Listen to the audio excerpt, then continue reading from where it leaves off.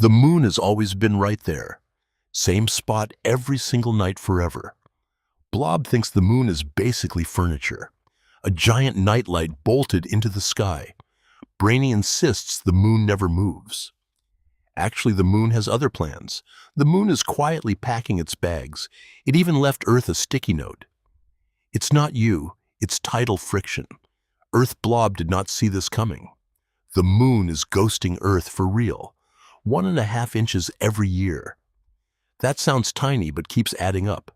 The moon scoots away a little daily. Blob refuses to believe any of this. Scientists actually bounce lasers off the moon. Yes, people really shoot lasers at it. The laser bounce proves the moon drifted. Something else is changing too, apparently. Our days are quietly getting longer. Dinosaurs had way shorter days back then. Blob suddenly worries about losing sleep time. Eclipses might not last forever either. One day the moon might look tiny. Total eclipses could someday just vanish. Earth Blob chases after the runaway moon. Blob demands to know the whole story. Ancient Blob says this took billions of years. Brainy grins and says, "Get comfy, kiddo." Let's find out why the moon left. The moon is sneaking away every year. About 4 centimeters a year, roughly. That's about as fast as fingernails grow. Slow, but nobody can ignore it forever. So how do scientists even measure that? Astronauts left mirrors on the moon. Apollo 11's mirror has 100 tiny reflectors. The whole panel is just 18 inches wide. Scientists fire lasers straight at the moon. The beam spreads out during its long trip. By the moon, it's a mile or two wide. Most of that light just misses completely. Only a few photons ever find their way back. One photon returns every few seconds. Even that faint signal is good enough. Timing that trip reveals the moon's exact distance. Modern measurements are accurate to millimeters. That's more precise than most bathroom scales. This tiny drift has been tracked for decades. So the drifting is definitely real. But why is the moon even drifting? Tides are secretly doing all the work. Earth spins way faster than the moon orbits. That speed drags the ocean bulges forward. The bulges end up slightly ahead of the moon. That bulge has its own gravity pull. It tugs the moon forward like a tow rope. That tug flings the moon outward. The moon gains energy and drifts further. Meanwhile, Earth pays the price for that tug. Friction from tides breaks Earth's spin down. It's basically a cosmic game of tug-of-war, except the moon always wins that match. Earth's oceans are basically the moon's tow truck. This tug happens every single day. Tiny tugs add up over billions of years. That's the real reason the moon drifts away. Not magic, just plain old physics. Water really is stronger than it looks. But this tug also messes with our days. Earth's breaking spin makes days stretch longer. About 2 milliseconds longer every century. That sounds impossibly small, yet it's real. The clock's second hand literally starts ticking. Each cycle drags just a bit slower. Eventually, clocks in Earth fall out of sync. So timekeepers add leap seconds sometimes. One tiny extra second keeps everything matched.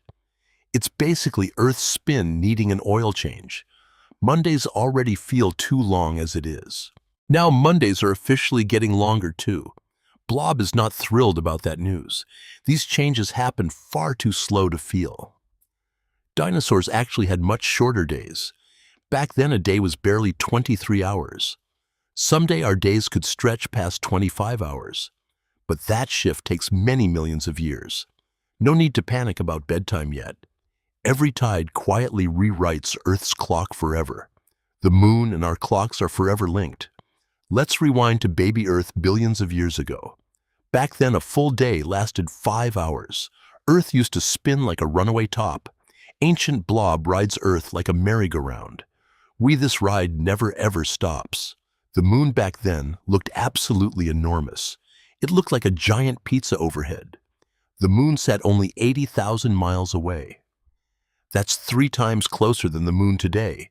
So how did this giant moon even form? Meet Theia, a Mars-sized wandering space blob. Theia was cruising straight toward baby Earth. Nobody warned baby Earth about the collision.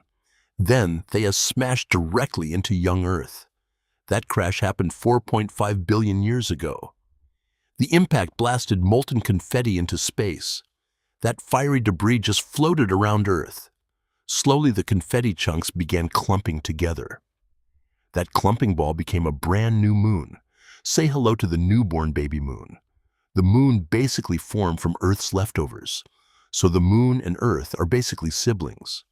Freshly formed, the moon glowed bright and molten. It settled into orbit incredibly close to Earth. That closeness caused wild, extreme ocean tides. Ancient blob surfs, waves taller than mountains.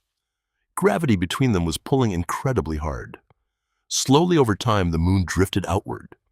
That same drifting is still happening now. One giant crash created our whole nightly companion.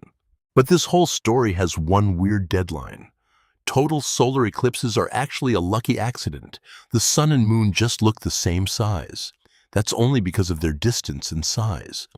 The moon fits perfectly like a cookie lid. But the moon keeps sliding farther away, so the cookie lid keeps shrinking in the sky. Eventually, it won't cover the sun completely. Only a bright ring of fire remains then. Scientists call that a ring-shaped annular eclipse. Total eclipses have an actual expiration date.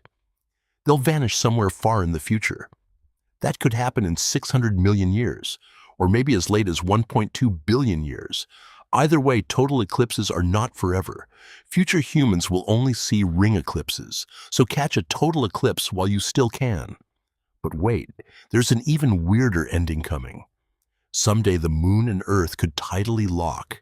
That means the moon freezes in one spot. It would just hang there duct tape forever. A tiny sign reads "No rise, no set." One side of Earth would see it always. The other side would never see it again. That lock would take billions more years, though, only if the sun even allows it first. So the moon is drifting toward a strange fate. No more eclipses and eventually a frozen sky. All because the moon keeps quietly moving away, and that quiet drift changes everything up there. Okay, let's recap this whole cosmic breakup. The moon drifts away 1 fingernail per year. Yes, that's slower than your hair grows. Blame the tides for this whole slow shove. Tides act like a tiny cosmic tow rope. That rope keeps stretching our days out too. Dinosaurs got 23-hour days flat. Future humans get bonus minutes for napping. The ancient moon used to hang way closer. It looked like a scary pizza in the sky. A giant space rock literally made that moon. Those flying chunks became our moon buddy. So the moon is basically Earth's baby cousin, and that cousin has been drifting off ever since. Right now, the sizes match up perfectly, though. That's why total eclipses look so perfect now.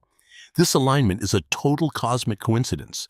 Nobody planned this. It just kind of happened. But the moon keeps quietly backing away. One day it'll look too small for the sun. Total eclipses will eventually just stop happening. That's still hundreds of millions of years away, so nobody watching this needs to panic. We just happen to live in the good part. The moon is basically ghosting us in slow motion, just the slowest goodbye in the whole universe. Think of it as one really long timer, so go outside and enjoy an eclipse sometime, while the sky still puts on the full show.